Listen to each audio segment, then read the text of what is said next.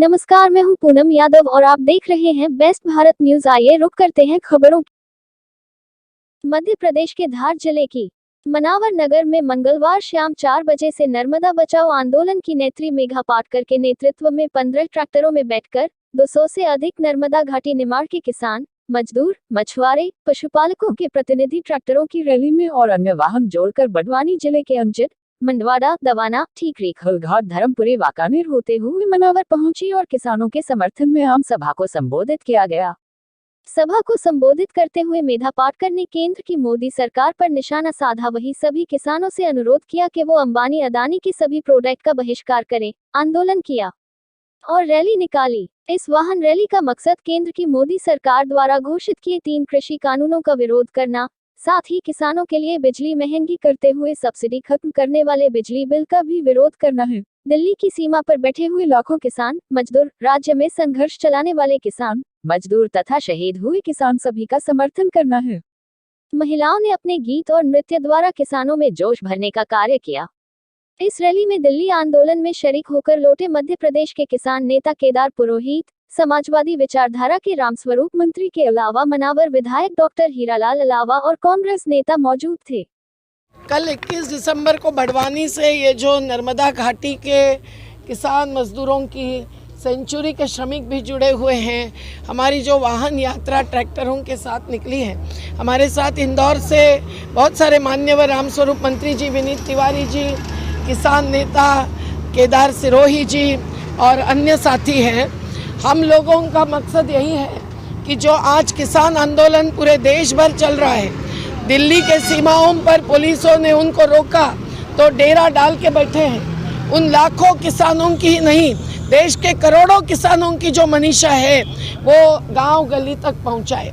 जो 3 कानून लाए हैं वो अंबानी अडानी जैसे मुट्ठी भर उद्योगपतियों को मुनाफाखोरी और जमाखोरी की छूट देने वाले हैं। इससे खेती बर्बाद हो जाएगी।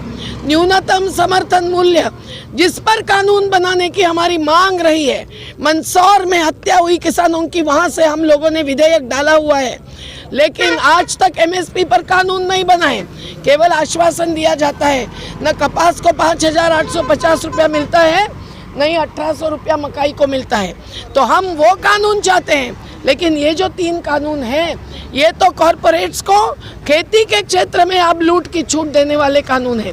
जिन्होंने शिक्षा में वंचना लाई, विषमता लाई, स्वास्थ्य में सरकारी दवाखाने भंगार करवाए और निजी अस्पतालों में कोरोना की टेस्ट भी मुफ्त नहीं की, और इनको अब जमाखोरी की छूट दी है, तो राशन व्यवस्था भी खत्म होने वाली है। और इन्होंने जो जवाब दिए हैं उन जवाबों ने भी उन्होंने कॉरपोरेटीकरण के मुद्दे पर, कंपनीकरण के मुद्दे पर कोई जवाब नहीं दिया है। विषमता, गैर बराबरी पर कोई जवाब नहीं दिया है। एमएसपी पर कोई नया जवाब नहीं दिया है, और उल्टा कहा है कि खाद्य आपूर्ति में भी निजी पूंजी निवेश लगाया जाएगा। मतलब हमारे गरीबों की, हमारे सब की राशन व्यवस्था खत्म होगी। जो मोदी सरकार आने के बाद नीति आयोग ने देना चालू किया, शांता कुमार कमेटी ने कहा कि रेशनिंग की कोई ज़रूरत नहीं, अकाउंट में पैसा डालो, तमाशा देखो। तो इसीलिए ये यात्रा जो भ्रामक प्रचार हो रहा है कि खाली हर रोज की इनकी कमाई है 1045 करोड़, और 2014 में इनकी प्रॉपर्टी थी 1,68,000 करोड़, और 2020 में बन गई है 6,58,000 करोड़। ये नंबर 1 के उद्योगपति नहीं, नंबर 1 के डकैत भी है। और ये अडानी की भी बात सुनिए आप। ये गौतम अडानी,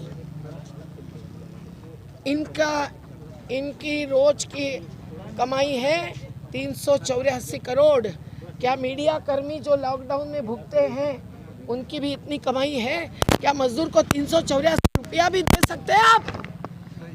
तो ऐसी स्थिति में ये गैर बराबरी के खिलाफ का आंदोलन एक नया आज़ादी का आंदोलन, परिवर्तनवादी आंदोलन है। इसीलिए हमारे सब साथी, जो सारिका बहन आई है, गरीब बस्ती की महिलाओं के साथ काम करती है, हमारे अरविंद पोरवाल जी आए हैं, हमारे एसके दुबे जी कायम श्रमिकों के साथ रहे, विनीत तिवारी जी खेती के अर्थशास्त्र पर विशेष अभ्यासक है, केदार सिरोही जी जिन्होंने गांव बंद करके शहर वासियों को एक संदेश दिया था कि किसानों का स्थान और सम्मान, मजदूरों का स्थान और सम्मान क्या होना चाहिए, और युवा साथी भी आए हैं जो कैसा जीना चाहिए इसके विकल्प पर चर्चा और कार्य करने वाले हैं, और हमारे राम स्वरूप मंत्री जी आए हैं जो कायम किसान मजदूरों के साथ जुड़े रहते हैं। आज धार जिले के, बड़वानी जिले के, निमाड़ के अपनी भूमि बचाने के लिए 35 साल से लड़ते रहे किसान, मजदूरी नहीं, किसान की परिभाषा में हम लोग पशुपालक को भी लेते हैं। दूध का भी न्यूनतम समर्थन मूल्य होना चाहिए, वनोपज का भी होना चाहिए, मछली का भी होना चाहिए, केले, पपीते, फल और सब्जी का भी होना चाहिए। ये हमारा विधेयक कहता है, हमको उस पर कानून चाहिए, जवाब चाहिए। मेरा नाम केदार सिरोही है और मैं किसानों के लिए कई लंबे समय से काम कर रहा हूँ। आज जो ये प्रोटेस्ट है मनावर पहुंचा है, आपका एक आंदोलन, ये किस तारतम्य में यहाँ आया और इसका क्या लक्ष्य, क्या उद्देश्य, किसानों के हित के लिए क्या आपकी बात है? देखिए, आपने राम मोहन लोहिया जी का एक सेंटेंस सुना होगा, उसमें कहा था अगर सड़क खाली रहेगी तो ये सदन आवारा हो जाएगी। हम तो ये और एक शब्द इसमें जोड़ रहे हैं कि ये आवारा के साथ बेलगाम हो जाएगी। आज देखिए, पूरे देश का किसान अपने अधिकार के लिए दिल्ली की बॉर्डर पे डटा हुआ है, अपने अधिकार की मांग कर रहा, वो अधिकार जिसके लिए कभी किसानों ने नहीं मांगा। मांग हमारी थी हमारा पूरा कर्जा माफ़ी और पूरा दाम, उसको छोड़ के ये हमारे को 3 ऐसे कानून दिए हैं जो हमारे लिए नहीं, इस देश के लिए नहीं, इस युवाओं के लिए नहीं, गरीबों के लिए नहीं, ये उद्योगपतियों के लिए है। सबसे बड़ी शर्म की बात तो तब होती है, सबसे बड़ा कलंक तब लगता है कि मध्य प्रदेश की जो सरकार है वो पूरे प्रदेश में किसान सम्मेलन करती है और देश को ये संदेश देना चाहती है कि मध्य प्रदेश का किसान जो है वो पूरे देश के किसानों के साथ नहीं है। मैं आपको आज चैनल के माध्यम से इस जगह से बताना चाहता हूँ, पूरा मध्य प्रदेश का किसान जो है आज पूरे देश के किसानों के साथ कंधे से कंधा मिलाकर खड़ा है। इसीलिए आज हम सैकड़ों के वाहन के साथ जा रहे हैं और हम ये दुख व्यक्त कर रहे हैं कि ये मध्य प्रदेश, जिसका जो मुख्यमंत्री हमारे हैं वो कहते हैं ये पूरा मध्य प्रदेश मेरा मंदिर है और यहाँ का जो एक एक व्यक्ति है वो मेरा भगवान है।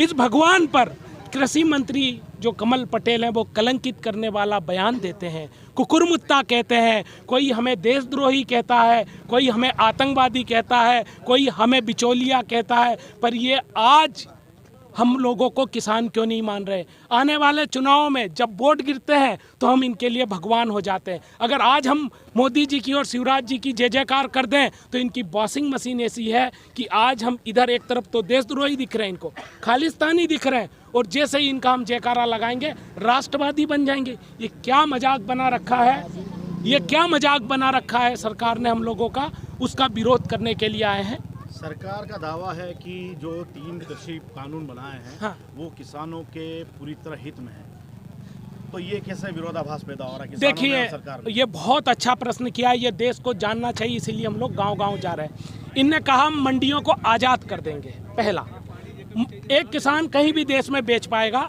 आप तमाम लोग ग्रामीण क्षेत्र के लोग हैं, आपको मालूम है कि आपने इंदौर कई बार माल बेचा है, दिल्ली में माल बेचा है, मुंबई में बेचा, इसका मतलब हम आज़ाद थे। ये लोग कह रहे हैं कि लागत कम होगी। लागत कैसे कम होगी? आज हमारा ट्रैक्टर 2 लीटर में 1 घंटा मंडी चल के जाता है, 2 लीटर डीजल खाता है। आज अगर कोई उद्योगपति हमारे यहाँ आएगा तो पहले वो एक ट्रांसपोर्ट की कंपनी को हायर करेगा। जो हमारा 160 रुपये में ट्रैक्टर जा सकता था 40 कुंटल लेके, वो 40 रुपये, वो उसकी जगह 3 गुना ज़्यादा वो पैसा लेगा। बात यूँ है कि किसानों के नाम पर जो फसल बीमा में आज़ादी दी थी कंपनियों को और लाखों करोड़ों कमाया, जीएसटी में आज़ादी के नाम पे व्यापारियों को बर्बाद कराया, ये मंडी के नाम पर उद्योगपतियों को आज़ादी दे रहे हैं। 7000 मंडियों में उनको लाइसेंस ना लेना पड़े, अलग अलग राज्यों की प्रक्रिया से ना गुजरना पड़े। आप हमारे जैसे जो किसान नेता वहाँ पर मंडियों में अध्यक्ष बन के बैठे हैं, जो किसानों के अधिकार के लिए लड़ते हैं, उनसे बचना है, उसके लिए ये नियम लेके आए हैं। दूसरा, ये कहते हैं ठेका पद्धति में भाव ज़्यादा मिलेगा, किसान अपना भाव तय कर लेगा। हम भी तो यही मांग कर रहे हैं, आप लिखित में दे दीजिए कि किसान इस देश में जो एमआरपी डालेगा उस पर माल बिकेगा। ये झूठ बोल रहे हैं।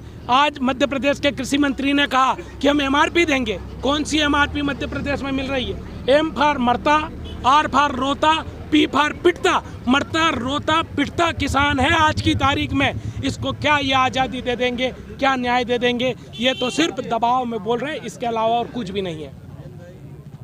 मेरा ये प्रश्न, मंडियों की बात कही है, सेंट्रल मंडियां हैं वो राज्य शासन के अंतर्गत है, उनको हम बंद करने का प्रावधान हमारे अंतर्गत है नहीं। प्रदेश की सरकार कह रही है मध्य प्रदेश सरकार की मंडियों को हम बंद नहीं करेंगे, तो फिर ये क्या प्रक्रिया? किसान कह रहे हैं कि मंडी बंद हो जाएगी, बताएं। ये बड़ा ट्रिकी सवाल है जो आम जनता को गुमराह कर रहे हैं। देखिए, अगर मंडियों का ख़त्म नहीं होने का अंदेशा शिवराज जी को नहीं होता तो जो 1.5-2 रुपया मंडी टैक्स था उसको 50 पैसा क्यों किया?